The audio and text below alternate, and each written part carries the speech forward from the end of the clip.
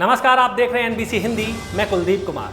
सोमवार को उत्तर पूर्वी राज्य असम और मिजोरम की सीमा पर दोनों राज्यों के बीच लोगों और पुलिस के बीच जमकर बवाल हो गया। इस बवाल में असम पुलिस के 5 जवान शहीद हो गए, वहीं दोनों राज्यों के पुलिस के कई जवान घायल भी हुए हैं।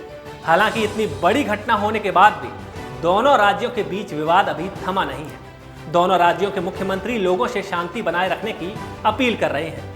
इस मामले को लेकर केंद्रीय गृह मंत्री अमित शाह ने दोनों मुख्यमंत्रियों से बात की है।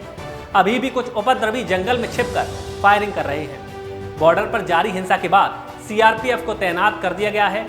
बीती शाम से ही सीआरपीएफ सभी से वापस जाने और शांति बनाए रखने की अपील कर रही है। आखिर इन दोनों राज्यों के बीच क्यों ये संघर्ष हुआ, इसके बारे में आपको बताते हैं। दोनों राज्यों के बीच ये संघर्ष सीमा विवाद से जुड़ा हुआ है और 146 वर्ष पुराना है।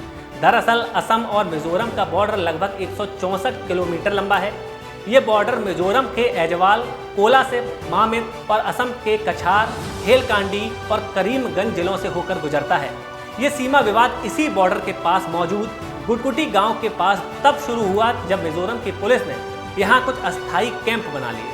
अंग्रेजों ने 1875 में मिजोरम और असम के कछार के बीच सीमा का निर्धारण किया था। पहले असम के कछार जिले को लुशाई हिल्स के नाम से जाना जाता था, उसे ही मिजोरम का दर्जा दे दिया गया।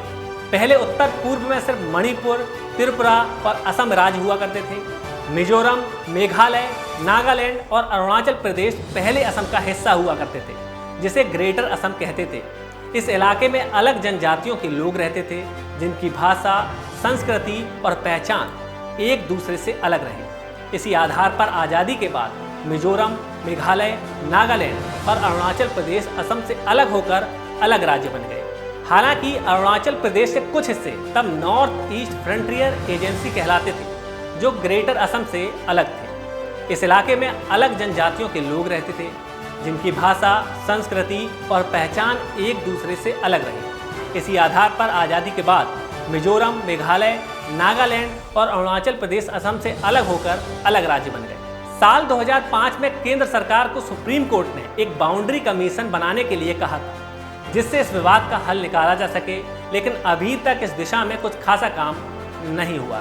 कुल मिलाकर इस पूरे सीमा विवाद को करीब 150 साल हो चुके हैं, लेकिन इसका अभी तक कोई हल नहीं निकाला जा सका है। अब आप सोचिए, जब हम दो राज्यों के बीच सीमा विवाद का हल इतने वर्षों में नहीं निकाल पाए, तो फिर पड़ोसी देशों के साथ ऐसे विवादों को हल होने में कितना समय लगेगा। बड़ी खबरों के लिए देखते रहिए एनबीसी न्यूज़।